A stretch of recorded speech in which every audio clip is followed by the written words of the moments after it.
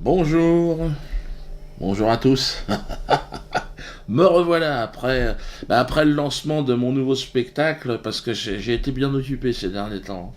Ben, le mur, c'est mon spectacle que je donne en ce moment au théâtre de la Main d'Or.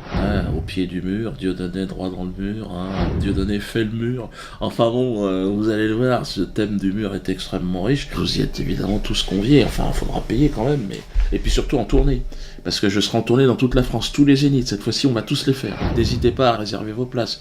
Si vous êtes en province, il va y avoir du monde. Mais je reviens donc vers vous pour vous annoncer que le premier mariage donc en France entre deux codétenus aura donc bien lieu. C'est bon, ça sera le 17 juillet prochain. Les jeunes époux, les mariés, se diront oui, oui pour la vie, devant leurs deux témoins. Alors qui sont leurs deux témoins? Bien moi-même, vous le savez, je vous l'ai annoncé le mois dernier. Et le deuxième témoin, ce sera Monsieur Ilich Ramirez Sanchez, alias le commandant Carlos. Oui. C'est un nouveau scoop. Donc Pierre Berger, évidemment, Christiane Taubira, François Hollande, les grands architectes de cette loi seront conviés. Alors certains pourront venir, d'autres pas. L'emploi du temps, évidemment, est extrêmement chargé pour ces personnes. Ils sont conviés à venir fêter avec nous cet instant historique.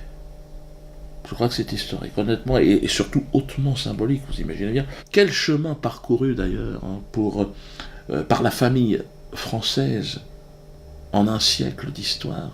Souvenez-vous, il y a un siècle, regardez cette famille française dans les campagnes. Et regardez maintenant. Le mariage de Germain et d'Alfredo représente à la fois le progrès, la fierté de toute une nation et la grandeur de la civilisation. Car quoi de plus beau qu'une société qui permet la réinsertion par l'amour? Et là je pose la question à ceux qui étaient les plus récalcitrants sur cette loi. Réfléchissez.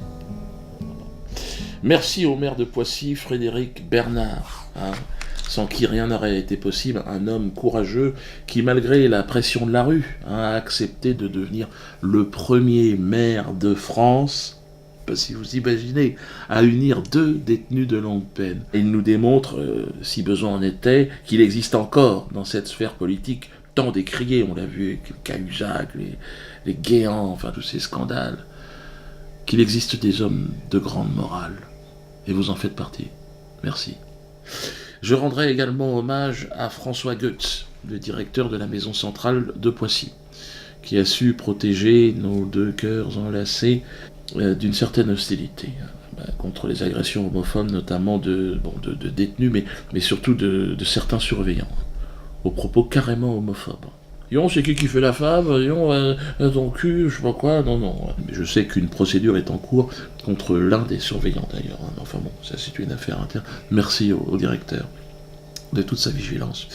Et enfin, merci à la France, oui, car je peux le dire aujourd'hui, beaucoup de contacts, beaucoup de médias qui seront également présents, je pense. Le mariage de Germain et d'Alfredo illustre toute la grandeur d'un pays.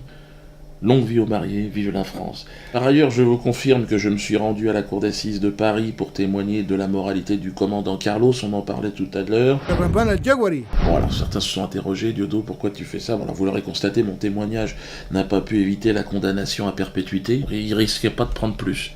Donc c'est pour ça que je me suis permis de témoigner. Mais nous reviendrons très prochainement sur ce procès complètement étonnant, avec le témoignage notamment de Pierre Panet, qui l'a suivi au quotidien et qui va nous en dire quelque chose.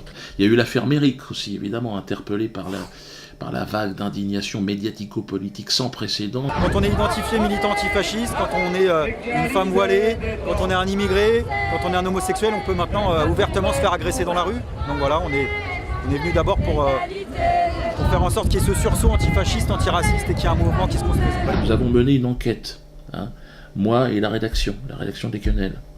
Donc on s'est réunis, on a dit bon, c'est pas possible, on peut pas laisser les choses comme ça. Nous avons rencontré pour vous un cadre de la haine. Vous savez que j'ai toujours de la réticence à aller aussi près, me rapprocher aussi près de la haine. Et là il s'agit directement du petit-fils d'Hitler. Alors on ne sait pas si c'est par alliance ou si c'est... Mais il semblerait, c'est un rapport direct. Il s'appelle Serge Ayoub.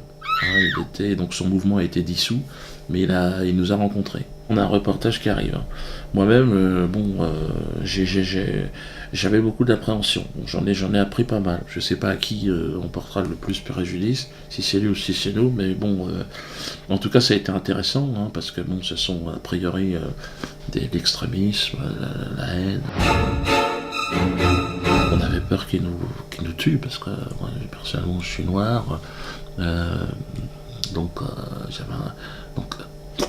là, je suis vivant, donc vous verrez le résultat. Parallèlement à cela, nous demandons la dissolution de la LICRA. Je crois qu'il est temps maintenant d'en finir avec cette officine de la haine, et la vraie, celle-là, dirigée par le très belliqueux Alain Jakubowicz.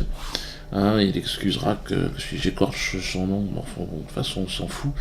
Alain Jakubowicz, c'est celui qui avait menacé mes enfants. On sait où ils habitent, on va bien rigoler. Bon, on va rigoler, Alain, on va rigoler. Rigole, Alain. N'hésitez pas à vous rendre à l'adresse indiquée, et à bien simplement signer cette pétition pour que la France redevienne libre, libérée de cette tumeur cancéreuse qu'est la LICRA. Alors merci pour tous les dons, parce que je termine là-dessus. Vous savez que là on a commencé le remboursement des dons, mais prêtés pour que je puisse rester chez moi. On a quasiment remboursé tout le monde, mais les enveloppes, on a besoin d'enveloppes, parce qu'on peut pas, vous êtes plus de 2000, donc on vous avait dit, donnez-nous une enveloppe, et on vous renvoie voilà. Donc si vous ne l'avez pas fait, comment je fais ? Si c'est pour dire n'importe quoi, fermez-la. Moi, il me reste plus qu'une chose, c'est d'aller faire mon spectacle, parce que pour vous rembourser, il va falloir que je bosse.